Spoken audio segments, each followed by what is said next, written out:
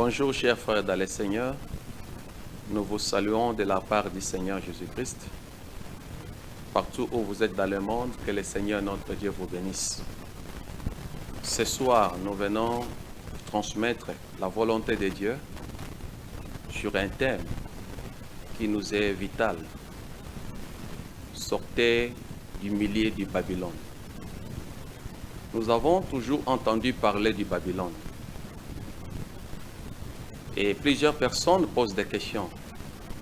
Qu'est-ce que le Babylone? Oui. Plusieurs personnes pensent que le nom du Babylone soit commencé à notre temps. Mais quand nous retournons dans les Écritures, nous voyons que le nom du Babylone, ça a commencé depuis les anciens temps. Cela a commencé dans le premier empire, selon la déclaration du prophète Jérémie et du prophète Daniel. C'est pourquoi, avant d'entrer dans notre matière, je souhaiterais que nous puissions effectuer la lecture de la Bible. Nous lisons Jérémie chapitre 51, à partir du verset 44 et le verset 45. Je lis au nom de Jésus-Christ Nazareth. Je châtierai Bel à Babylone, j'arracherai de sa bouche ce qu'il a englouti, et les nations n'en fuiront plus vers lui. La muraille même de Babylone est tombée. Sortez du milieu d'elle, mon peuple, et que chacun sauve sa vie, en échappant à la colère ardente de l'Éternel.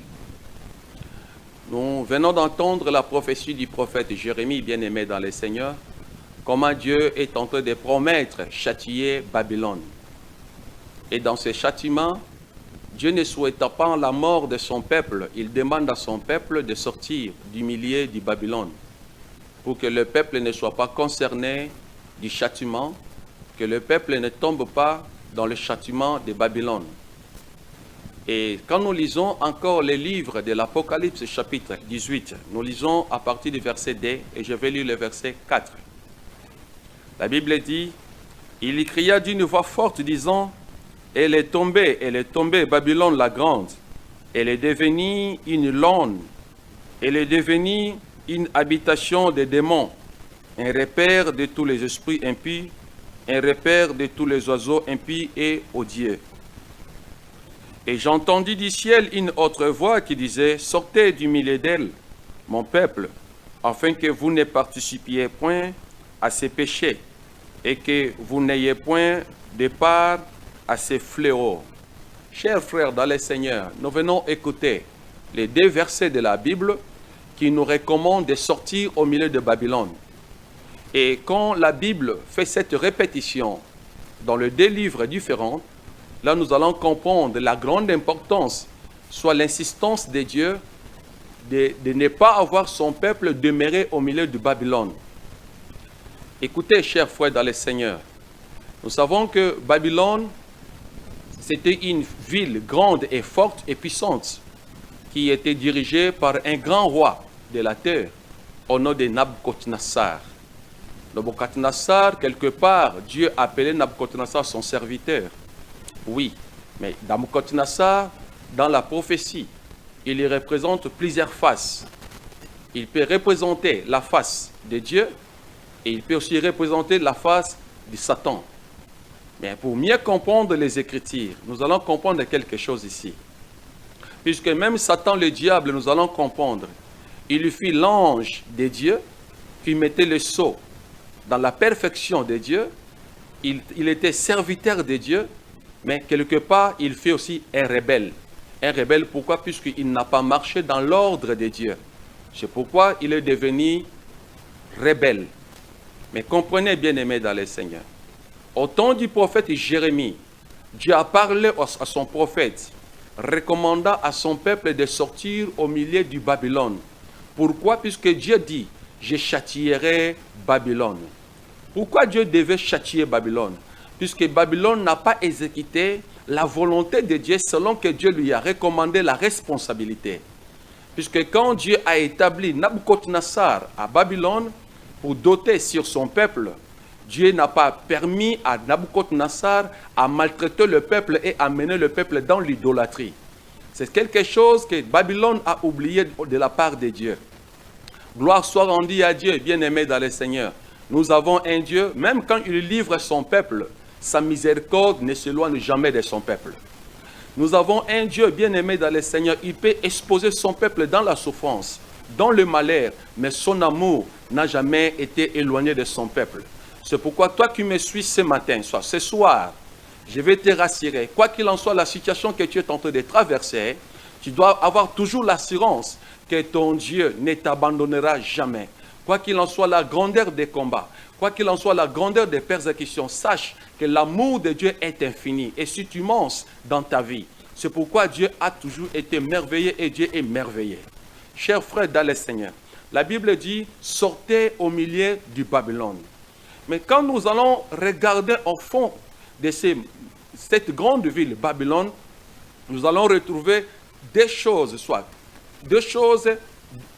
semblables du premier Babylone avec celle de la seconde Babylone. Quelles sont les choses semblables? Nous allons trouver c'était leur rôle, leur impact, leur objectif à atteindre. Nous allons trouver quelque chose bien aimé dans le Seigneur. Dans le premier Babylone, qui était conduit par le roi Nabuchodonosor, nous allons trouver que Babylone, du temps de Nabuchodonosor, avait le rôle, premier rôle, d'amener le peuple de Dieu à la captivité. Deuxième rôle, il avait le rôle de déshonorer le temple de Dieu. Troisième rôle, il avait le rôle d'amener les enfants de Dieu à l'idolâtrie. Et quatrième rôle, il avait l'intention, si le peuple n'obéissait pas à adorer les idoles, il devait les exposer à la mort. Et il devait obliger le peuple de Dieu à oublier le nom de Dieu et à commencer à adorer le Dieu des statues. Ça, c'était le rôle du premier Babylone. Raison pour laquelle vous allez remarquer, chers frères dans le Seigneur, vous remarquerez que quand Nabuchodonosor est allé prendre les enfants d'Israël à Israël, il les a amenés à Babylone. La Bible dit, dans le premier groupe, il y avait ces 4 jeunes hommes que nous lisons dans les Écritures. C'était Daniel, c'était Azaria, c'était Michaël et c'était Azaria, qu'on a changé les noms dans le pays de Babylone, qu'on a surnommé au nom de Abednego, Meshach, Shadrach et Bethsassar. Ces jeunes hommes, quand ils sont arrivés dans le pays de Babylone, la Bible nous révèle, le roi, soit les structures du roi, les a recommandé de manger la nourriture du roi de Babylone. Mais ces jeunes hommes, comprenant que dans l'Israël, ils ne pouvaient pas manger sur le table de l'idolâtrie, ces jeunes hommes n'ont pas voulu manger la nourriture du roi de Babylone. Ils sont réservés et ils ont mangé que les feuilles. Ils ont décidé de prendre pour leur bonne santé. Or, plus loin, quand nous voyons que Daniel avec ses compagnons ne voulaient pas manger la viande et qu'ils mangeaient seulement les feuilles, nous allons comprendre que ces 4 jeunes hommes avaient la nature de brebis. Puisque le brebis ne mange pas la viande, mais le brebis se nourrit des feuillages. Raison pour laquelle vous allez comprendre. Or, quand nous retournons la nature de ces 4 jeunes hommes, nous allons découvrir par là, bien-aimés dans le Seigneur, que ces gens, étant les brebis, ils devaient avoir un berger qui devait les conduire. Puisqu'ils n'étaient pas les animaux de la forêt, mais ils étaient des animaux hébergeants. Or, étant les animaux hébergeants, cela veut dire qu'ils avaient un berger, et leur berger était l'Éternel. Et quand ils sont arrivés maintenant à Babylone, nous allons comprendre une chose. La loi va surgir dans cette nation. Le roi Nabuchodonosor va faire un statut qu'il va ordonner à ces jeunes hommes d'adorer. Ça veut dire de les amener à adorer l'idolâtrie. Ces jeunes hommes, sachant que les enfants d'Israël ne peuvent jamais prosterner devant un autre Dieu étranger, si ce n'est que le nom de Yahweh, alors ces jeunes hommes, ils ont refusé. Comme ils ont refusé d'adorer les statues, alors la proposition c'était la mort. Raison pour laquelle vous allez comprendre dans les Écritures. On parle de la fournaise ardente, là où on a jeté Shadrach, Meshach et Abednego. Pourquoi? Puisqu'ils n'ont pas voulu adorer le Dieu de Babylone. Et troisième aspect est celle-ci.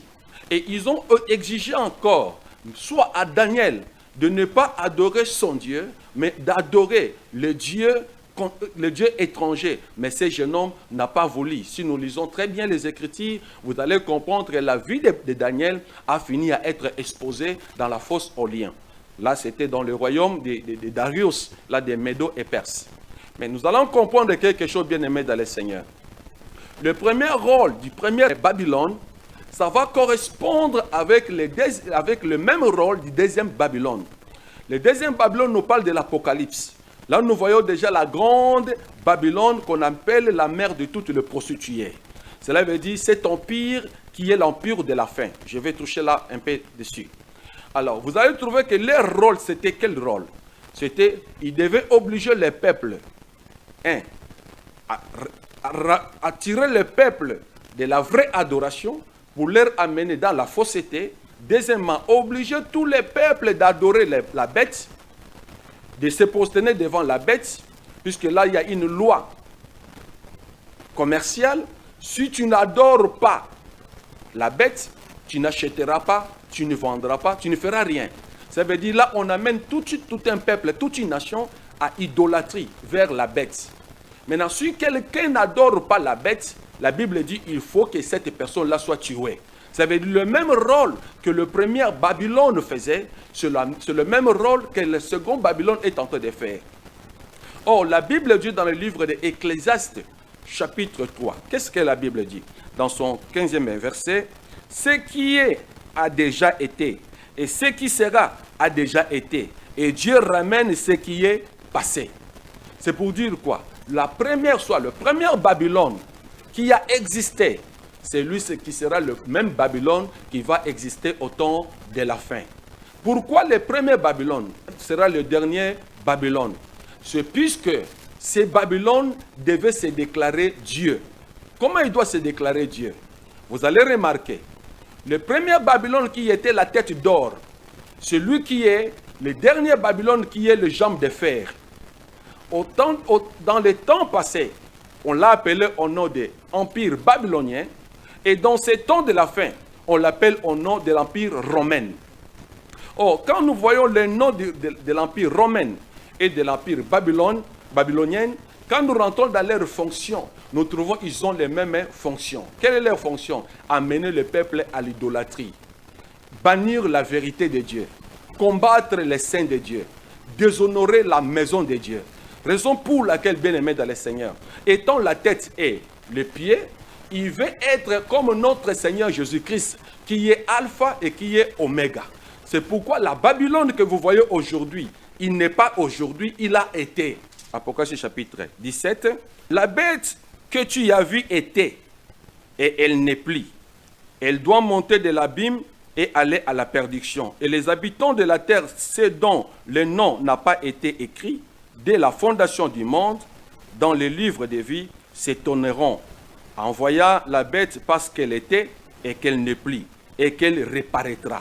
Ça veut dire, c'est Babylone qui était et qui n'était plus, que le peuple ne savait plus encore que cette tête d'or ne pouvait plus encore exister. Le peuple sera dans l'admiration de voir cette Babylone reparaître encore. Cela veut dire cet homme, cette bête de la Babylone la grande.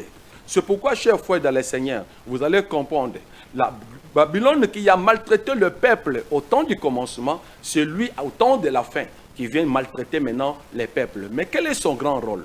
Son rôle, que nous devons faire beaucoup d'attention à l'Église du Seigneur au temps où nous sommes arrivés du temps du soir, puisque la Babylone d'aujourd'hui, il a un rôle, c'est d'amener le peuple de Dieu à la perdition, bannir la vérité de Dieu au sein de son peuple, déshonorer les temples de Dieu. Raison pour laquelle vous avez noté, aujourd'hui dans nos églises, il n'y a plus encore la crainte de Dieu. La vérité de Dieu aujourd'hui est bannie. Aujourd'hui dans les églises de Dieu, il y a la grande prostitution qui se passe. Aujourd'hui dans l'église de Dieu, il y a la cupidité. Aujourd'hui dans l'église de Dieu, il y a la haine. Aujourd'hui dans l'église de Dieu, il n'y a plus encore la vie. Pendant que l'église est en train de se réjouir de voir les choses et s'améliorer, mais l'église est dans le chaos du plan spirituel. Sur le plan spirituel, l'église de Dieu est dans le chaos. C'est pourquoi l'église de Dieu, la Bible dit, sortez au milieu du Babylone. Ne restez pas dans le système du Babylone. Quels sont les systèmes du Babylone? Le système du Babylone, c'est la gloire. Le système du Babylone, c'est le matériel. C'est pourquoi l'église de Dieu, vous allez remarquer dans ce temps de la fin, tous les hommes de Dieu, tous les enfants de Dieu, aujourd'hui, aiment le matériel, aiment la gloire, mais ils n'aiment plus encore la vérité. C'est pourquoi nous vous demandons, chers frères dans le Seigneur, de vous regarder là où vous marchez, de regarder dans quelle ville vous habitez, puisque nous allons comprendre, Daniel, Meshach, Shadrach et Abednego, bien que vivant au sein de Babylone, mais bien aimés dans le Seigneur, ils ne vivaient pas dans le système de Babylone. Ils marchaient selon la tradition, selon le système, selon la coutume des dieux d'Israël. Nous aussi, ayant dans le monde, nous devons comprendre quelque chose. Nous ne sommes pas du monde, mais nous sommes dans le monde. C'est pourquoi nous devons beaucoup faire attention avec le système de Babylone, ayant la prudence de ne pas se laisser faire dans les choses de ce monde. C'est pourquoi la Bible nous demande aujourd'hui, sortez. Nous devons sortir du milieu de Babylone, afin que nous puissions rendre une adoration parfaite auprès de celui qui nous a appelés, étant ses enfants dans son royaume, soit pour la vie éternelle. Chers frères dans le Seigneur, toi qui viens de me suivre aujourd'hui, les conseils de Dieu, nous devons sortir du Babylone. Ne vous attachez pas à la tradition du Babylone. Babylone a un seul rôle. Le rôle du Babylone, c'est captiver les peuples. Le rôle de Babylone, c'est détruire les enfants de Dieu. C'est obliger les enfants de Dieu dans l'idolâtrie. C'est obliger les enfants de Dieu, quand ils ne voudront pas adorer l'idolâtrie, ils seront exposés à la mort. Aujourd'hui, l'Église doit bien se préparer pour ne pas se livrer aux besoins, soit à la recommandation de ce Babylone où nous vivons, mais élevons nos yeux vers l'Éternel et ayons un cœur ferme, quoi qu'il en soit. Le menace du roi de Babylone, gardons notre sainteté et gardons notre fidélité auprès de celui qui nous a appelés. Je vous bénis, chers frères de le Seigneur, que le Seigneur vous bénisse.